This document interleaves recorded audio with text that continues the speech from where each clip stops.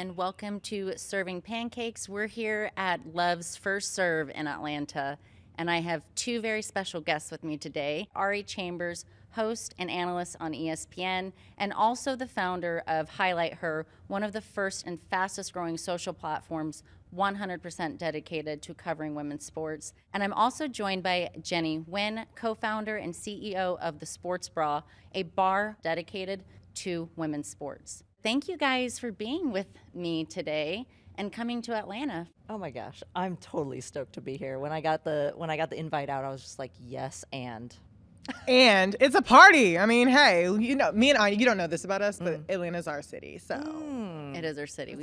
We have some memories down we do. We have lots of memories.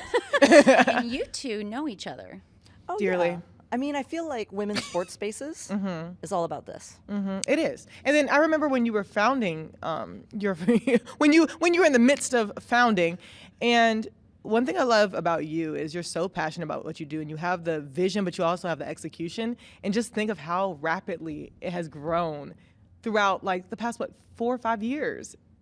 Has it been that long? 2.5. 2.5? That's crazy. And that's how, like, that's to say, like, look at it. In 2.5 years, I'm thinking it's like 5 and it's growing fast. 2.5 is nuts. Feels You're like 20 nuts, to me. bro. I You're know. I nuts. hear you. But the thing is that yes, great vision, and the execution part is a team effort. Like from T minus day one, I've had incredible support from community members, other people who have a ton more experience than me. But the thing is women's sports is a space where people want to see it thrive. Absolutely. And so they come and they join. And, you know, nobody does it alone. It's a community. It is 1,000% a Sister, community. sorry, Anya. Well, I mean, to build off of that though, with you when you founded Highlight Her, I feel like that was so much about community, was about what you were building within Highlight Her and showing that there was a fan base that wanted to support women's sports. So tell me a little bit about when you first founded that and what was the inspiration behind that? The entire point of Highlight Her is to uplift and empower women and girls in sport and culture. And so that's the origin of it. I wanted a space where we can not only be seen, but be safe as we're being seen. So we can be empowered to be great no matter what level or sport we play or do. And so, and I say we because when Highlight Her first started, it would feature everyday people along with the elite athletes. It would feature youth as well as elderly. It was a space for everybody. So when Jenny made the Sports Bra, it's a space. It's a space for a community to see each other. And I wanted that to be a virtual space for people to see each other. It's all about visibility, representation, and empowerment. And even beyond that, being able to, like, post embarrassing moments. I don't know if you all remember the origins of Highlight Her, but, like, it wasn't just all the glory and the W's, but, like, sometimes we gotta post the losses. We gotta post the funny moments in between, because it's not all like go team go. Sometimes like, dang, you fell. That's hilarious. And you can just laugh at yourself. Just make it a lighter space. And not just that, but that authenticity draws people in. And it's like, we're not perfect. Athletes, you know, that we hold up on pedestals are not perfect. And when you kind of break that barrier between, like, the people and the athlete, there is a community that builds from that, and there's an authenticity that people buy into, and then they follow more because they see themselves in them versus, like, just a reflection of great statistics or just a reflection of elite athleticism.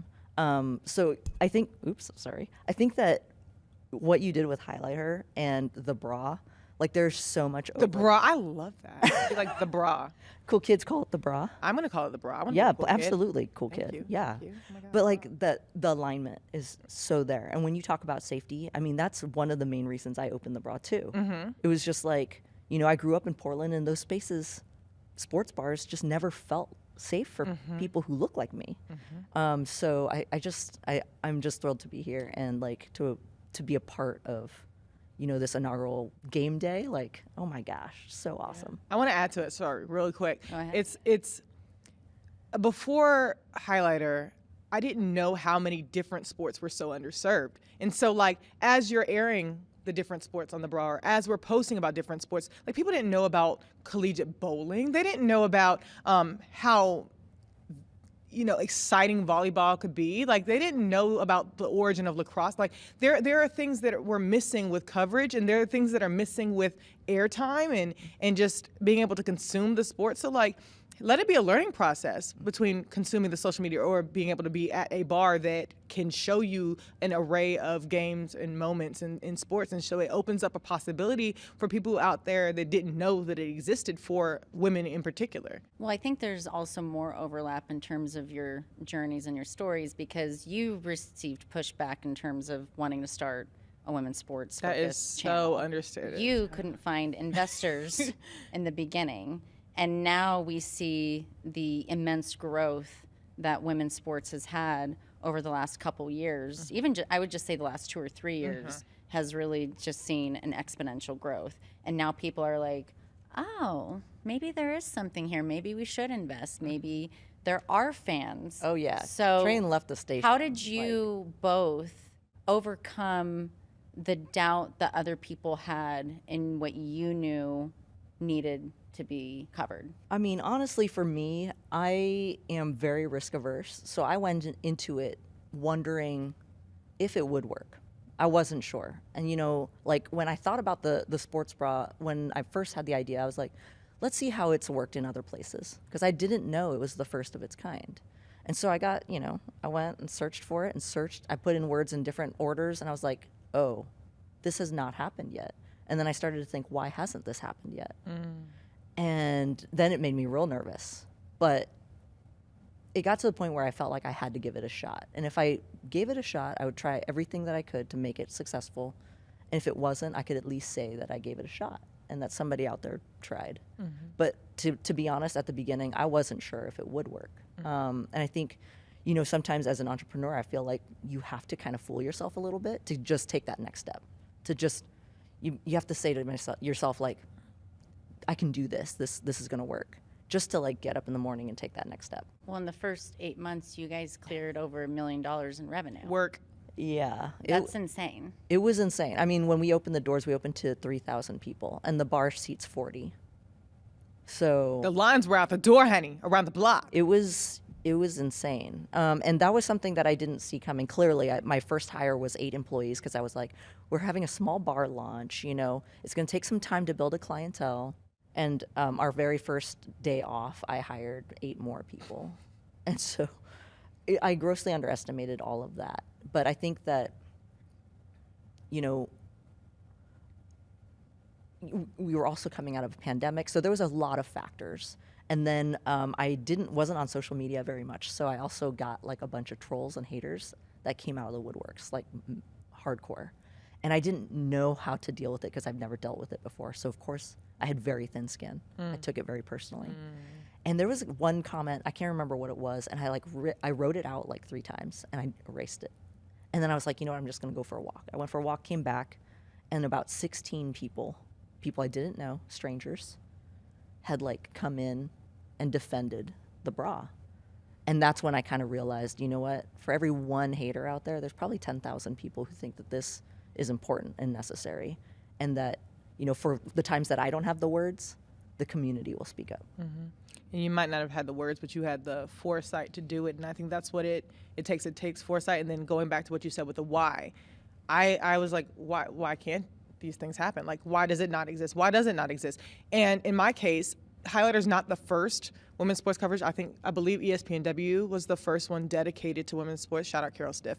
But also, so why don't people pour more into it? And if I have the capacity to dedicate concerted and intentional energy towards it, I know the power that it can bring just by empowering people to be open about their stories, empowering people to get on a platform and share what hasn't been shared before. And so just genuine curiosity, genuine intention, and honestly, genuine rebellion. I'm the only child. Nobody's ever told me no. Like, that's just not a thing for me. And just be like, honestly, truly. Also and so, an only child. Period. Oh, only children out here. We out here. Yep.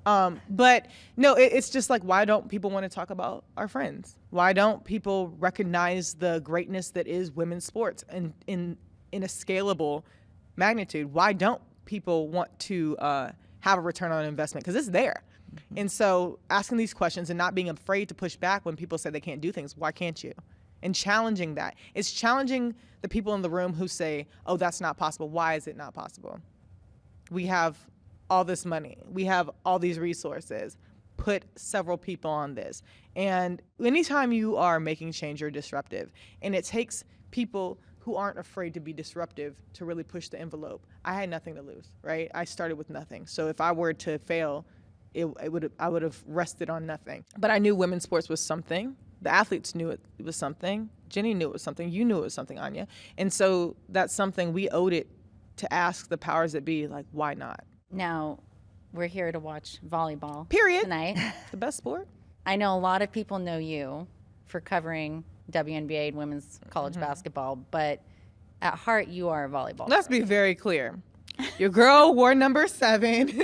I was a middle blocker. I'm not much of a hitter. I'm not like an outstanding hitter, but like I was a very great defensive front row girly. And I coached varsity volleyball for a while, and I did club growing up. Like I literally, it was volleyball and cheerleading for me. In college, I decided to cheer. It's the same support when you go to NC State. So like, I am literally, volleyball is my core, and I try to tell everybody who will listen, and nobody cares. They're like, get back in basketball. I'm like, fine, that's fine too, whatever. We're both tall. We're all tall. No, I'm joking. But no, volleyball has my heart, and I'm glad that the attention it's getting is showing that like it has a lot of people's hearts, and you can love both, you can love it all, but my heart is with volleyball.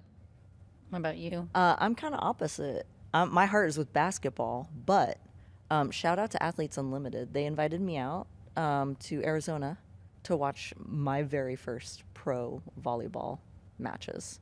And I lost my voice. So in basketball, when I cheer, you cheer for like a great pass, a great three-pointer or whatever. In volleyball, every single thing is amazing. A pass, a save, a block. There's not a single thing that happens on the volleyball court that doesn't deserve like full-throated cheering. And so I had never witnessed that in the athleticism live. I mean, we watch it all the time at the Bra, but oh my God. Well, you had the NCAA championship. It has been bonkers. Yeah. And to see, we've been open, just almost 3 years in April. I swear it was 5. I hear you. I mean, I got grazed like we've been open for 15 years. You've been open for a decade. But like year over year, watching the volleyball fandom that show up into the bar is magic. And it is the power of, we're talking about kind of a chicken and egg situation. How can you create fandom if you don't give people access to watch it? And so when the Bra opened, we started, we showed all the major stuff, but we started to show things like bowling. We showed the national cheerleading stuff. As you should. And when we promoted it, people showed up in droves to watch it. And same with like random things like pickleball, or we did a CrossFit watch party. And like, interesting. When people see it, they obviously they feel like they can be it, right? Or that the possibility is out there. And so, I mean, the more volleyball we can see on TV, and we're an all ages bar, so we welcome kids to come in and watch these games, because if we can normalize it for these kids, they can be like, yeah, that could be me, and yeah, just so access and fandom are just like this continuous circle. But yeah, so my first foray into witnessing pro volleyball was like game changer for me. I took my mom to the VNL championships in Texas this past year, and she had never watched pro volleyball live. And she was just so enamored by these women, and she was like, this is hardcore. It's super hardcore. hardcore. Like immediately, my mom is not a sports person. I played golf growing up. She went to my golf tournaments, and that was her extent. Like yeah, exactly. That was, and so her seeing how dynamic it is and how athletic it is. And I remember at certain points we were watching, and you would see these women jump, and their knees were going above the bottom of the net. Oh yeah. I mean, they're jumping up this high. And she was like, I did not know they could do that. I think volleyball is such a sport for somebody who's new to sports because you get the excitement every single position. Every single time. They gather, like I still have, kill stuck in my head from like when I used to play. Like it ignites a different energy in you, and then you want to root for people no matter which team it is. You want to see how they're going to cover cover the block. You want to see them diving on the floor to save something. It just shows a different level of grit and heart that you don't get in other sports. And there's so much joy in between points. Like every time they come together. Like there's not very many sports where like every point every single time there's this like huddle. Oof. It's a very team-oriented sport too. It's one of the only sports that I can really think of where you really see every person on the court playing a role at any point of the game. Yep, I agree. And I have to say that we at Love have some of the best, if not the best, players in the world. We pretty much have. Listen, we've got Jordan Poulter, Kelsey Robinson, Jordan Larson, Justine Wong. Members of the U.S. Women's National Team, Olympic gold medalists. That's crazy. We have recently signed Lexi Rodriguez, who is one of the best liberos ever to play the game from Nebraska. And it's just been really exciting to see, even in the last year alone, how much fandom there is around the sport. And I'm just really excited for people to continue to get that exposure. Why do you think people are starting to pay more attention outside of just having access? What do you think is changing about people's attitudes around women's sports, and why? I think that now that there's pro leagues for women in the United States, you have a stateside front row view of what your potential can be. So there are more girls growing up thinking that they can be athletes, knowing that they can be athletes, and they can stay at home or close to home. And so it just keeps them in sports longer. Also, sports are now cool. So it's a really big brand boost for you to stay in it. And so as when we were growing up, it was kind of like, oh, she's sweaty, like, oh my gosh, she's not going to be popular, this whole thing. But there's a different level of again, visibility. I know you wanted me to deviate from that, but there's a different level of visibility that doesn't include the on-court play. It's like I can have teammates and we can be like showcased and I can turn this into a brand and I can play in front of my family into the pros. I can make money now. And so all these questions make the next generation like know that girls and women belong in sports. And I hate to bring up the WNBA, but there's a generation now who hasn't had to grow up without seeing women in a professional space in the United States. And so they don't know the alternative. They don't know that women aren't supposed to be pro or weren't supposed to be pro. They're like, oh, this is normal. So it's normalizing women in sports and normalizing the fact that it can be a career. It's not just a side hustle anymore. We're still obviously working towards the sustainability of professional women athletes. But as a whole, the progress is exponentially going, and it's way better than when we were growing up. Ditto. I mean, echo everything that Ari just said, like 100. And I also want to like pay homage to the business side of it. Period. Like people are seeing ROIs on the major games from tennis, basketball, soccer. I mean, those are kind of have been like the gateway to like normalization of female athletes. And so I think that there's also this explosion of what's the next frontier? What's the next biggest thing? And I mean, it is just about time for volleyball to get their glory. I mean, for however long, it's been the most popular sport for girls in America for like 100 years or something crazy. Like fastest growing, yeah. It's massive. And then internationally, it's even bigger. And so why hasn't it gained the attention of these other sports? TBD, who knows? But the time is now, right? And so I think that on the business side, people are starting to look for what is the next thing. We saw the PWHL launch last year, and it's just been lights out. We see Unrivaled coming up, and just marketing has been off the chain. So it's always like, okay, who's next? And the WLL is coming. People are stoked about lacrosse, which is also a very old sport. So I think it's just folks like really propping it up. And what we needed was kind of that gateway. And once those floodgates kind of started to open, boom. And so, the rising tide lifts all ships, and that's what's happening. So I think that there's a part of that too. The ships are lifted. I mean, we saw Nebraska at Memorial Stadium have over 92,000 people. That was so crazy. Go watch a women's volleyball. And it was that cold. was one of the coolest things that I had ever seen in just terms of the atmosphere and the environment. And they sold out within 48 hours of when tickets went on sale. And I think that is just another, like, when those moments happen, it reinforces, hey, we're doing the right thing in terms of continuing to invest in this space. And I think it's very self-gratifying, I guess, for me too, because I've been in this space for so long of shouting from the rooftops, invest in women's sports, to be like, finally, people are getting it and seeing just how valuable this space is across the spectrum. And I think the other thing too that I really love about how things are changing in terms of the narrative of how we're starting to flip things on its head in the women's sports space, it's not just women's sports aren't just for little girls to inspire little girls.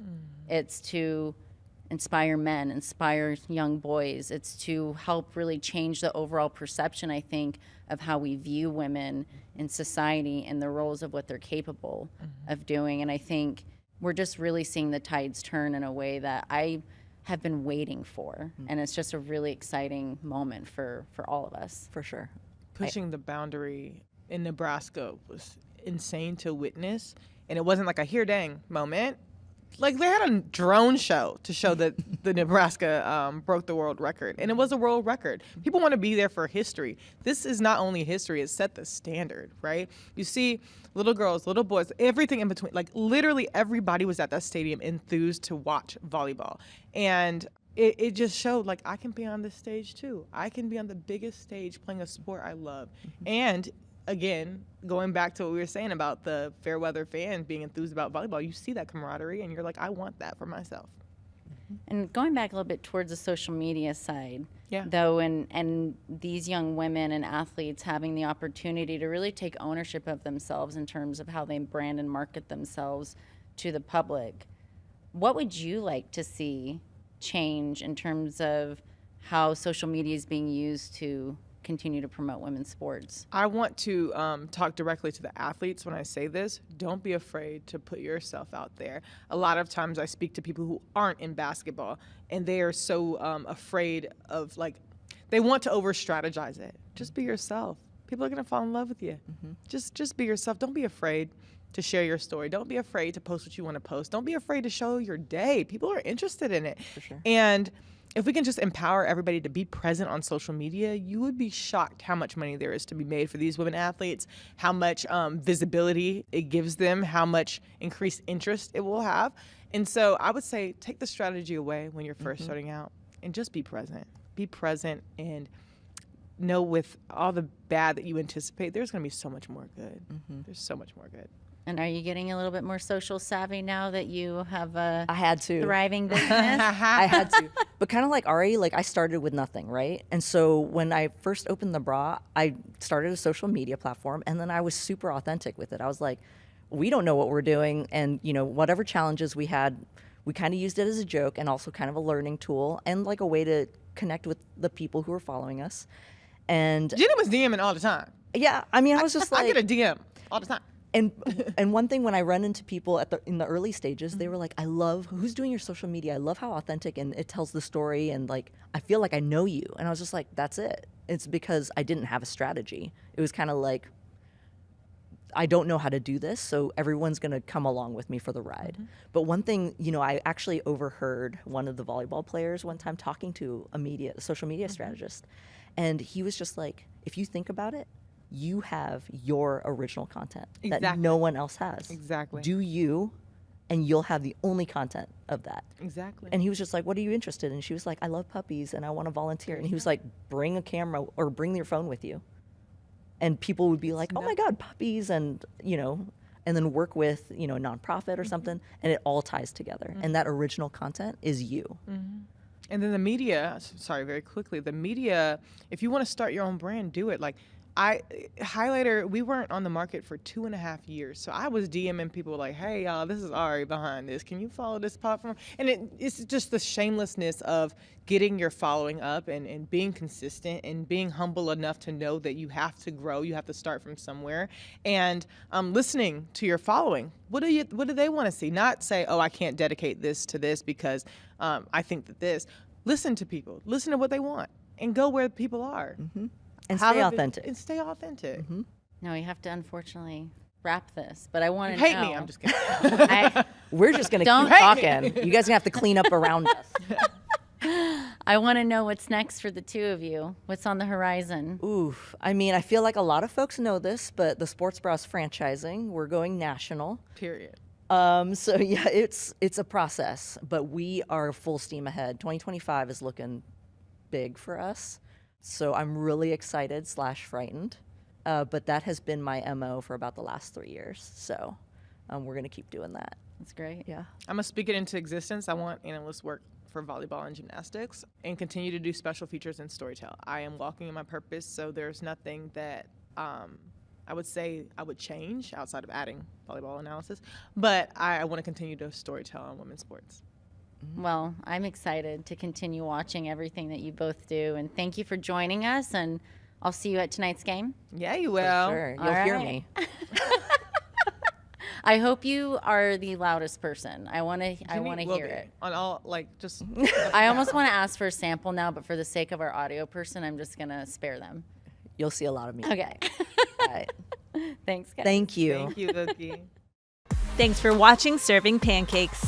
Don't forget to subscribe and hit the like button.